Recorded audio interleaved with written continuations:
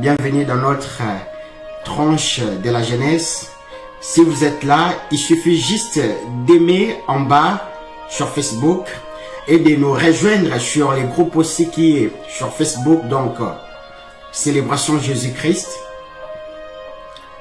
Non seulement d'aimer, mais de partager aussi la vidéo afin que cette parole soit répandue, afin que quelqu'un qui va écouter cette parole soit béni. Et alors, non seulement ici, vous pouvez aussi nous joindre sur YouTube, la page Célébration toujours Jésus-Christ, donc Célébration Jésus-Christ. Il suffit d'aimer et de s'abonner afin d'être au courant de chaque vidéo. Que Dieu nous bénisse. C'est votre frère humble Shirley. Que Dieu nous bénisse. Avant que je puisse m'introduire dans cette belle tranche qui va prendre que 25 minutes, max à 30 minutes, j'aimerais laisser tout dans la main du Seigneur dans le nom puissant de Jésus-Christ. Prie avec moi. Père, nous te bénissons, nous te rendons gloire et grâce. C'est toi qui es en train de réveiller une génération de réveil, une génération de jeunes qui vont amener les réveils. Laisse que dans le nom puissant de Jésus-Christ, que là où un jeune qui participe dans cette émission, une jeune qui participe dans cette émission, un participant et une participante, laisse que ta grâce, oh, laisse que ta manifestation, Père, dans le nom puissant de Jésus-Christ, puisse opérer. Que la manifestation de l'Esprit, dans le nom puissant du Seigneur Jésus-Christ, que la plénitude de l'Esprit, que toute personne qui va regarder cette émission, oh, que tout participant et toute participante qui va regarder cette émission, laisse que la guérison divine soit son partage. Si il était malade ou elle était malade, Père éternel, que ta guérison puisse se faire dans leur vie dans le nom puissant de Jésus-Christ. Que ta grâce puisse nous couvrir dans le nom puissant de Jésus-Christ. Amen. Amen, amen. Que Dieu nous bénisse. Donc, comme prévu, si vous êtes là, il suffit juste d'aimer en bas et de partager la vidéo afin que les autres aussi soient bénis. Amen. Aujourd'hui, je vais parler d'un thème sur la manifestation de Dieu. Amen. Et sur la manifestation de Dieu, je vais parler d'un prophète aussi au nom de Moïse. Dieu l'a utilisé, Dieu l'a doté d'un don de miracle. Dieu l'a utilisé prophétiquement. Dieu l'a utilisé dans des circonstances impossibles. Mais Dieu l'a utilisé et Dieu l'a forgé. Amen. Sans plus tarder, nous voulons rapidement prendre Exode 3, du premier verset jusqu'au 7e verset. Que Dieu nous bénisse. Que nous dit la Bible? Exode 3, 1er au 7e. La Bible dit, je lis la parole du Seigneur. Moïse faisait paître les brebis de son beau-père Jéthro, prêtre de Madian. Il mena son troupeau au-delà du désert et parvint jusqu'à Horeb, la montagne de Dieu. L'ange de l'Éternel lui apparut dans une flamme au milieu d'un buisson. Moïse aperçut un buisson qui était tout embrasé et qui pourtant ne se consumait pas. Il se dit alors, je vais faire un détour pour aller regarder ce phénomène extraordinaire et voir pourquoi le buisson ne se consume pas. L'Éternel vit que Moïse faisait un détour pour aller voir et il appela du milieu du buisson. Moïse, Moïse. Je suis là, répondit Moïse. Dieu lui dit, n'approche pas d'ici, ôte tes sandales, car le lieu où tu te tiens est un lieu saint. Puis il ajouta, je suis le Dieu de tes ancêtres, le Dieu d'Abraham, le Dieu d'Isaac et le Dieu de Jacob. Que Dieu nous bénisse. Sans plus tarder, je vais encore lire Exode 4, 1 à 4. Donc si vous êtes là, il suffit juste d'aimer, de partager afin que les autres aussi soient édifiés. Que Dieu nous bénisse. Exode 4, 1 à 4. Que nous dit la parole de Dieu? Moïse objecta, et s'ils ne me croient pas et ne m'écoutent pas, s'ils me disent, l'Éternel n'était pas apparu, qu'as-tu dans la main? Lui demanda Éternel. Moïse répondit, un bâton. Jette-les par terre. Moïse jeta les bâtons par terre et celui-ci s'est transformé en serpent. Moïse s'enfuit devant lui. Mais l'Éternel lui dit, tends la main et attrape-les par la queue. Moïse avança la main et saisit le serpent, qui redevint un bateau dans sa main. Amen. Que Dieu nous bénisse.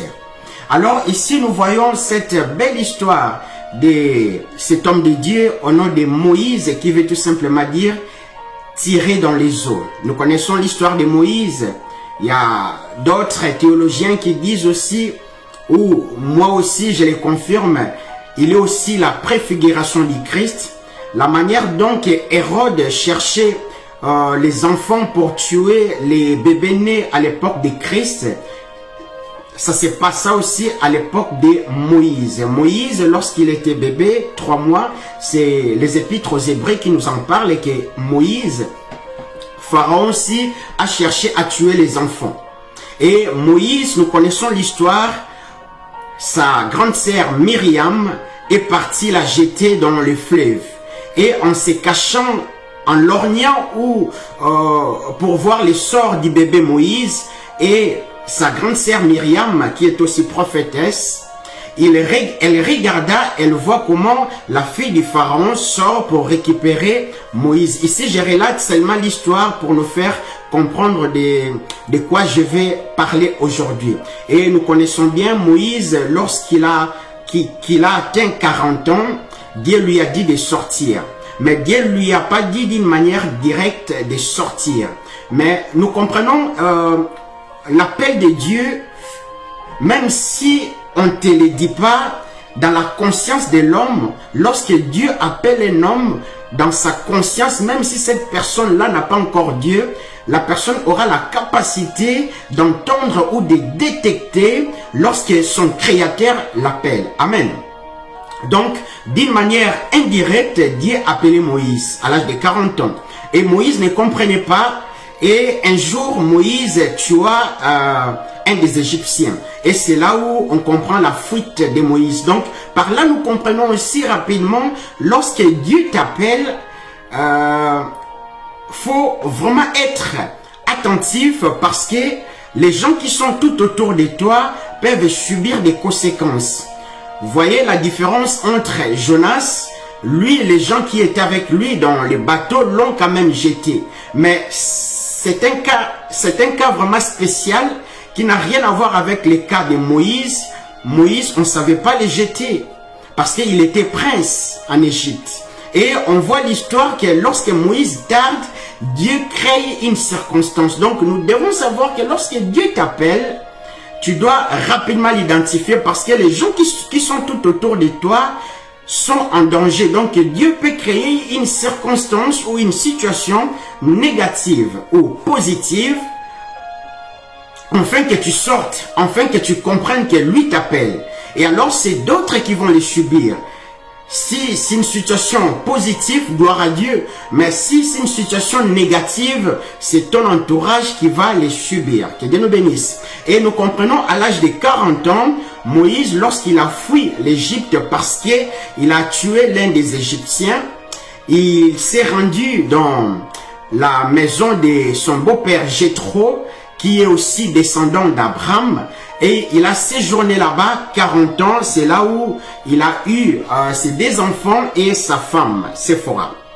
Et après, un jour, comme je viens de lire ici dans Exode 3, du 1er verset au 7e verset, on dit, la Bible dit que Moïse était berger. Et Moïse faisait paître les troupeaux. J'aimerais d'abord dire la première des choses. Dieu ne te parlera pas dans un langage céleste de peur que tu ne les comprennes pas. Tu ne vis pas au ciel pour que tu puisses comprendre le langage céleste. Alors, Dieu va te parler dans ton langage terrien, afin que tu puisses assimiler, ou soit afin que tu puisses comprendre ce qu'il veut te transmettre. Ici, lorsqu'on nous présente dans Exode 3, du 1er verset au 7e verset, la Bible dit que Moïse, on nous donne d'abord l'identification. Moïse était berger. Alors c'est vrai que Moïse voyait des brebis, vous savez, Moïse avait un souci. Ici je parle de la manifestation de la puissance de Dieu. Donc on voit que Moïse avait un souci, Moïse bégayait. Donc du coup Moïse était très colérique. Et on va voir même, il a tué déjà quelqu'un en Égypte et il s'est enfui. Mais on comprend une chose dans la vie de Moïse. Moïse commence à paître les brebis. Or, les brebis ne sont pas ses brebis à lui, mais ce sont des brebis à son beau-père aussi qui était prêtre Madian. Donc, nous comprenons la nature des brebis. Les brebis ne sont pas vraiment très intelligents. Il faut avoir beaucoup de patience. Donc, nous comprenons que Moïse a fait 40 ans en Égypte, mais son entraînement dans la maison de Jéthro a duré aussi 40 ans. Donc, Moïse faisait paître ces brebis qui n'étaient pas les siens. Et Moïse n'avait pas l'intérêt de casser les pieds ou une jambe d'une brebis, parce que ce n'était pas ses brebis, même si il avait le caractère un peu fort. Et c'est là où Dieu l'a aiguisé. Mais comme nous comprenons, lorsque vous êtes à l'école, à un moment donné, il te faut une attestation. Donc lorsque vous faites l'école, à un moment donné, il faut passer de classe en classe. C'est ainsi aussi dans l'école de Dieu. Lorsque Moïse est entré dans l'école de Dieu, il était comme berger. Lui voyait que des brebis. Mais Dieu voyait le peuple d'Israël derrière ces brebis. Mais Moïse n'avait pas encore la révélation. Mais jusqu'au jour où il termina, en fait, ces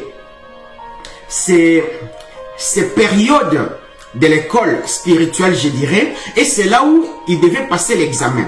C'est là où il voit, comme la Bible dit, dans l'Exode 3, 1 à 7, c'est là où lorsqu'il s'approche de la montagne de Dieu à Horeb, il voit les buissons ardents. Alors comprenez une chose, moi je me pose la question, mais pourquoi lorsque Dieu a voulu envoyer Moïse, il ne lui a pas donné une autre chose, il lui a donné seulement son bâton, l'étude de son bâton. Moïse savait avec son bâton, il savait diriger les brebis. Comme je disais au départ, que Dieu ne va pas te parler dans un langage céleste. Il va te parler dans ton langage connu. Donc cela veut dire, Moïse, vu qu'il avait l'habitude de diriger aussi les brebis avec les bâtons, et Dieu lui dit, qu'as-tu à la main? Ce qu'on vient de voir dans Exode 4, du premier verset jusqu'au 4e verset. Dieu lui demande, qu'as-tu dans ta main? Moïse répondit, les bâtons. Et on voit une chose, les bâtons se transforment en serpents. Amen. Les bâtons se transforment en serpents. Dieu envoie Moïse pour libérer les enfants d'Israël. Mais arrivé là-bas, le premier miracle, on voit une chose extraordinaire. Lorsque Moïse se présente devant Pharaon, Pharaon n'avait pas peur. Parce que Pharaon, nous devons savoir que Pharaon adorait les dieux soleil. Amen. En Égypte, on adorait les dieux soleil. Et dans la Bible, il est aussi écrit quelque part que Moïse était instruit dans la sagesse des Égyptiens. Donc, si je peux encore l'expliquer, donc aujourd'hui, on dira que Moïse a atteint la dernière dimension de franc-maçonnerie, quoi. Donc, la dernière dimension de franc-maçonnerie, Moïse, à cette époque-là, étant qu'un prince qui devait succéder au pharaon, il avait cette connaissance. Et la Bible dit, ses paroles avaient des effets. Il était instruit en force et en sagesse.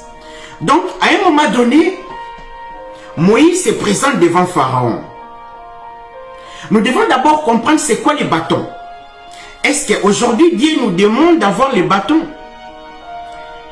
Ce qui est mal compris, aujourd'hui, il y a beaucoup de gens, peut-être, il y a aussi certaines sectes, ils utilisent aussi des bâtons. Mais l'image des bâtons, c'est quoi? Nous devons savoir que l'image des bâtons, c'est l'image de Christ. Moïse étant que Dieu, Dieu lui-même dit à Moïse, je te ferai Dieu devant Pharaon. Je répète, Éternel Dieu dit à Moïse, je te ferai Dieu devant Pharaon. Et ton frère, donc ton grand frère Aaron, sera ton prophète. Nous devons d'abord comprendre une chose. Nous devons comprendre que Dieu ne peut jamais partager sa gloire avec quelqu'un qui est encore vivant en lui, en lui-même. Donc Dieu ne partage pas sa gloire avec quelqu'un qui en lui-même est encore en vie.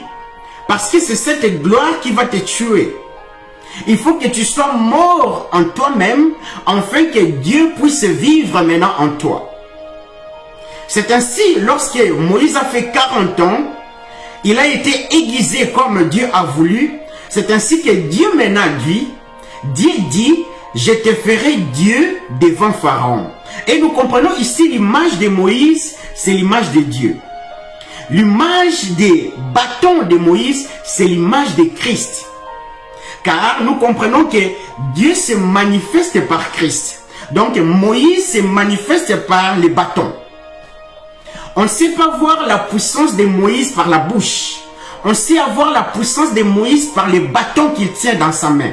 Or, les bâtons qu'il tient dans sa main, c'est lui Jésus-Christ. Donc, je peux encore l'expliquer d'une autre manière.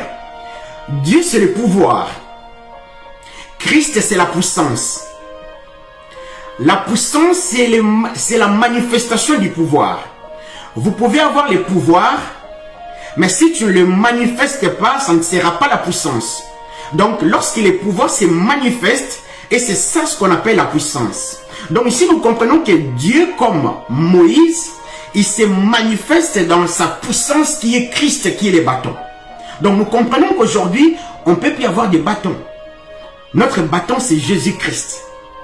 Et arrivé devant Pharaon, cela ne faisait pas peur au Pharaon car il était habitué aussi. Pharaon, n'oubliez pas que Pharaon adorait le dieu soleil, comme j'ai dit en Égypte, mais tout autour de Pharaon, il avait aussi des augures, des devins, des magiciens, des marabouts, des sorciers. C'est pour cela, moi je dis aujourd'hui, faut jamais dire que celui-là c'est un faux prophète. Non. Quelqu'un qui est un astrologue, il tient la Bible, il ne faut pas l'appeler faux prophète, il faut l'appeler astrologue. Appelez chacun à son nom, il ne faut pas faire confondre les enfants de Dieu. Il ne faut pas tout mettre dans un même sac. Quelqu'un qui est magicien, il tient la Bible, on l'appelle faux prophète. Non, moi je pense que même le nom des prophètes est sacré. C'est parmi les 5 ministères. Donc, quelqu'un qui est faux, il faut l'appeler par son vrai nom. S'il est devin, il ne faut pas l'appeler faux prophète. Il est devin, il est augure, même s'il tient la Bible. Il est sorcier, il est sorcier. Il est marabout, il est marabout. Il est magicien, il est magicien. Il ne faut pas l'appeler faux prophète. Tu risques d'embrouiller les enfants de Dieu. Et tout autour de Pharaon, il y avait tous ces gens-là qui incarnaient aussi des petits dieux devant les dieux soleil qu'adorait Pharaon. Et lorsque Moïse se présente, Moïse prend les bâtons qui est Christ, les transforme. Pharaon appelle. Lorsque Moïse se présente, son bâton se transforme en serpent. Nous devons comprendre une chose, que Moïse, lorsqu'il appelle aussi des augures, des devins, tout autour de lui, et ces gens-là aussi, ils ont pris aussi leur bâton pour les transformer aussi en petits serpents. Maintenant, qui est l'image des serpents ici? Souvenons-nous, dans le désert, lorsque Dieu a dit à Moïse de faire les serpents d'airain. Donc, on comprend l'image des serpents ici, c'est l'image de la croix, de Jésus-Christ à la croix. Lorsque les bâtons se transforment, c'est la manifestation de Jésus-Christ à la croix. Lorsque les bâtons se transforment, les bâtons des gens qui étaient tout autour de Pharaon, c'est la manifestation des faux prophètes. Je répète, l'image de Pharaon, c'est l'image de Satan. Et les gens qui sont tout autour de lui, ce sont des faux prophètes, qu'on doit appeler aujourd'hui des augures, des devins, des magiciens, des astrologues. Mais lorsque leur serpent se transforme, lorsque leur bâton se transforme en serpent, c'est la manifestation du faux prophète. Mais ici, on voit une chose, que le bâton de Moïse, lorsqu'il s'est transformé en serpent, les serpents qui étaient à Moïse avalaient tous les serpents qui étaient tout autour du serpent. Les serpents de Moïse avalaient tous les serpents. Donc, on comprend qu'en d'autres termes, le bâton de Moïse a avalé tous les bâtons. Car la manifestation de Moïse a avalé la manifestation de tous les gens qui étaient tout autour de Pharaon. Donc, en d'autres termes, on comprend que le bâton de Moïse a avalé aussi les bâtons des faux prophètes. Par là, on comprend quoi? Amen. Par là, on comprend une chose. On comprend une chose, quelle que soit la mauvaise sémence que l'ennemi peut engendrer dans la vie d'un enfant de Dieu, mais Dieu, lorsqu'il se lève, lorsqu'il envoie son oint, Dieu a toujours la capacité de restituer tout. Dieu a toujours la capacité de restaurer tout. Ici, on voit l'image du serpent d'airain qui avale. Donc, cela veut dire la croix de Jésus-Christ. C'est ça, oui. La croix de Jésus-Christ, lorsqu'on a mené Jésus-Christ sur le mont Golgotha, lorsqu'il a dit tout est accompli, c'est là où les serpents qui est sur le mont Golgotha a avalé le serpent qui est l'ennemi et a avalé la manifestation du Satan. Amen.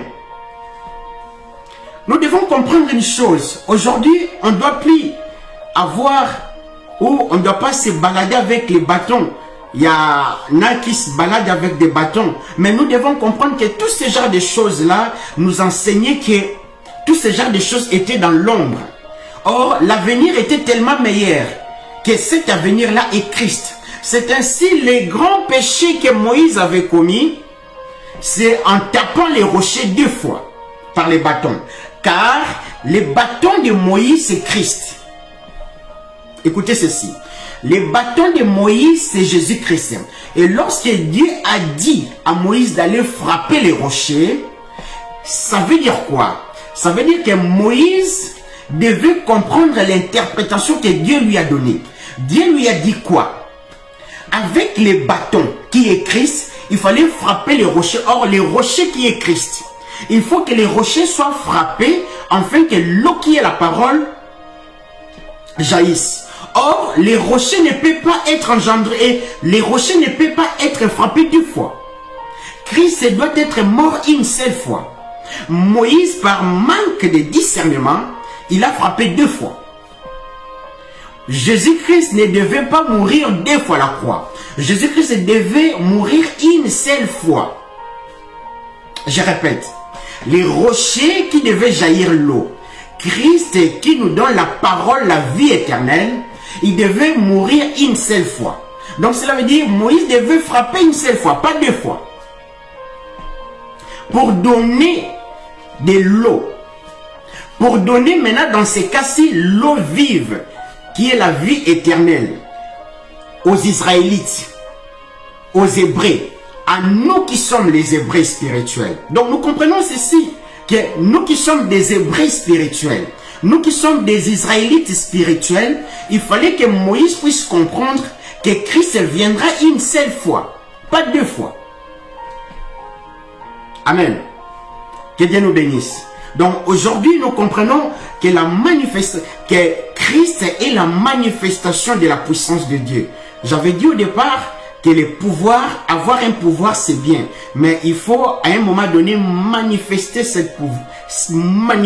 pouvoir-là. Or, le fait de manifester le pouvoir, c'est ça qu'on appelle la puissance. Donc, la puissance vient où soit le pouvoir engendre la puissance. Donc, cela veut dire Dieu qui est le pouvoir nous engendre Christ qui est la puissance. Amen. Donc, la manifestation de son pouvoir qui est la puissance qui est Christ. On comprend que Dieu là qui est Moïse, qui se balade avec son bâton, qui est Christ. Amen. Que Dieu nous bénisse. C'était votre frère M. Shirley. Il suffit juste d'aimer, et de partager la vidéo sur Facebook. N'oubliez pas aussi de s'abonner et de nous rejoindre sur YouTube, Célébration Jésus-Christ, aimer et s'abonner. Nous sommes sur TikTok, nous sommes sur Instagram, afin de répandre la parole de Dieu. Et n'oubliez pas aussi de rejoindre notre page sur Facebook, Célébration Jésus-Christ. Que Dieu nous bénisse. Et si Jésus-Christ ne revient pas, on se voit demain. Que Dieu nous bénisse. Père éternel, je bénis ton Saint-Nom.